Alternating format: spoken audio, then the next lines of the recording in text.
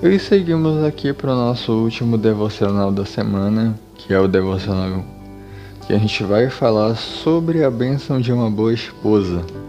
Algo que a gente já comentou no vídeo passado, que é o que o escritor de Provérbios diz sobre quem acha uma mulher de verdade, né? Uma mulher que está de acordo com os parâmetros de Deus, só que a gente não vai fazer menção daquela passagem especificamente. Hoje a gente vai fazer menção de Provérbios no capítulo 18, no versículo 22. Desde já eu quero agradecer a todos que têm nos acompanhado até aqui, que têm tido paciência, que têm aprendido junto conosco o que é ser um verdadeiro casal perante o Senhor. Então tá, vamos abrir nossa Bíblia. Provérbios 18, 22, que diz o seguinte: o que acha uma mulher, acha uma coisa boa e alcançou benevolência do Senhor. A gente tem, mesmo aqui nos vídeos desse canal, vários exemplos de como achar a pessoa certa, de como achar uma pessoa boa de verdade, como achar o cônjuge ideal para que você possa crescer na fé, para que você possa ir além, não só fisicamente, mas também materialmente, no caso espiritualmente, perdão. E assim o casal ele vai crescendo junto. Eu defendo muito que um casal de verdade ele constrói suas coisas junto. Ele é aquele casal que vai ser pautado na palavra de Deus, que vai procurar não se ater muito apenas a coisas físicas, mas que vai também focar em crescer na espiritualidade. É aquele casal que ambos vão ser o apoio moral um do outro, ambos vão estar crescendo em conjunto, vão estar ali segurando um na mão do outro, sendo um apoio emocional, apoio espiritual, apoio físico mesmo. É aquele casal que consegue passar por todos os problemas. A gente sabe que é impossível um casal ter uma vida perfeita. É claro, vão haver discussões, vão haver discordâncias no longo da caminhada, mas isso, infelizmente, no nosso mundo é natural, não é algo que a gente não deveria estar acostumado. Mas o problema é que a maioria das pessoas usa isso como desculpa para não se casar e, consequentemente, acaba caindo em vários outros pecados, como prostituição, imoralidade sexual, acaba indo morar juntos sem ter de fato o compromisso do casamento ali. Isso tudo porque as pessoas têm medo de assumir responsabilidades. Quanto menos responsabilidade a pessoa tiver, melhor para ela. Mas as consequências sempre são devastadoras, sempre são consequências que vão afetar tanto o físico quanto o espiritual. Não existe nenhuma dúvida quanto a isso. A grande questão é, você vai ter que arcar com a responsabilidade de ter tido posse daquela pessoa, de uma certa forma. A única diferença é quando e como a consequência vai chegar para você. Então, o primeiro passo para que a gente não venha se perder nesse caminho em achar uma pessoa é esse. É procurar alguém que seja virtuoso diante de Deus principalmente. Se essa pessoa amar a Deus e amar a seus pais, ela com certeza vai amar você. E você, por consequência, também tem que amar a Deus e a seus pais. É um voto vinculativo, os dois têm que estar vinculados. Tudo isso tem que ser feito, tem que ser formado com base em amor, com base em esperança, com base em fé. Tudo isso com base em Deus. Um relacionamento onde Deus não está é um relacionamento fadado ao fracasso, da mesma forma que o ser humano sem Deus também está fadado ao fracasso. Não existe nenhuma outra verdade além dessa. Enquanto estivermos confiando em Deus, enquanto estivermos com Deus, a tendência na nossa vida é que nós venhamos a ser felizes, venhamos a ser prósperos, venhamos a ser cheios do Espírito Santo de Deus e, consequentemente, a gente vai ter uma vida melhor, com aflições, com certeza, com dificuldades, sem sombras de dúvida. Mas com Deus a gente tem a verdadeira certeza de que, independente da situação que a gente passar, independente do que vier a ocorrer, independente da situação onde vamos ser postos, ainda que essa situação seja a morte, vai tudo acabar bem. Por quê? Porque nós sabemos que a morte, ela de longe não é o fim da nossa vida, pelo contrário, ela só vai fechar toda a determinação que a gente fez ao longo do nosso plano físico e validá-lo no plano espiritual. Por isso é tão importante que a gente tenha a pessoa certa ao nosso lado, para que a gente venha tomar as decisões certas e, consequentemente, para que nós venhamos ser abençoados por Deus.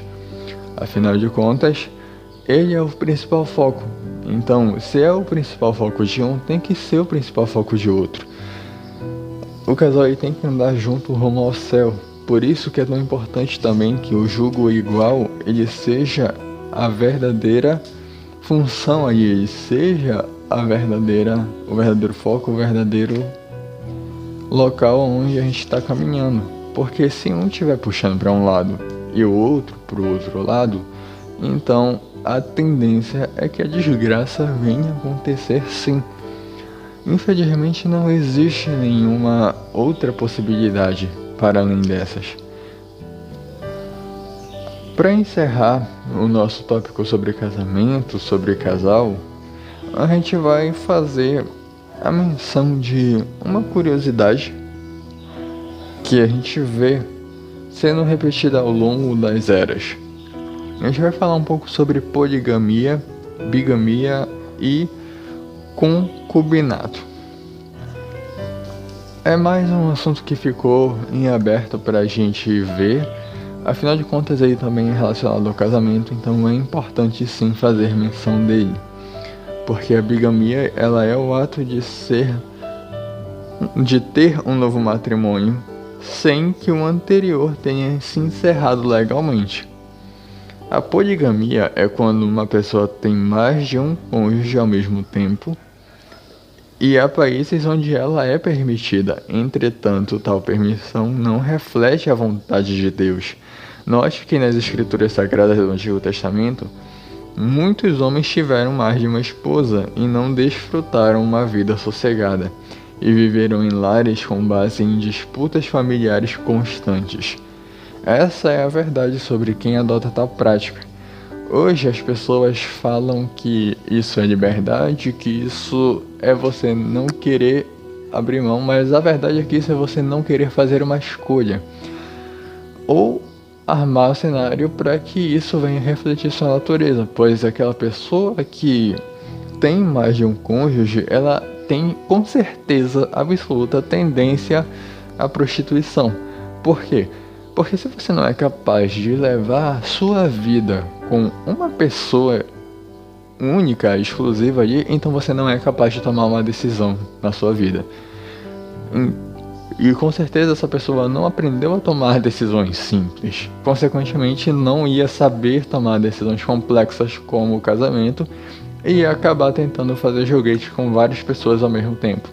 Essa é a verdadeira função da bigamia e da poligamia, né? É a pessoa estar ali e não querer ou não saber fazer uma escolha decente na hora do seu casamento.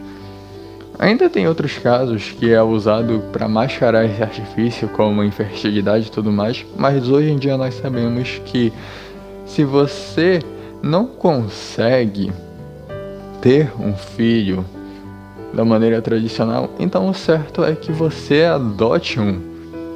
Esse é o certo, no caso, porque o matrimônio ele deve ser construído com base em 2 pessoas apenas, mas vamos continuar. O concubinato nos tempos bíblicos se concretizava quando as mulheres eram compradas, raptadas ou mesmo quando se tornavam prisioneiras de guerra e eram obrigadas a se tornar, no caso, esposas de um homem já casado. No Brasil, olha que curiosidade interessante. Aqui no Brasil, o concubinato é a relação entre 2 pessoas que não podem se casar por impedimento legal, tornando a relação legítima. Mas, de novo, Deus não promove esse tipo de modelo. Deus não criou o homem para ter duas mulheres ou mulheres para terem mais de um homem. O plano divino, desde a criação, foi que o casal demonstrasse amor e fidelidade um para com o outro em uma relação hetero e monogâmica. Só isso.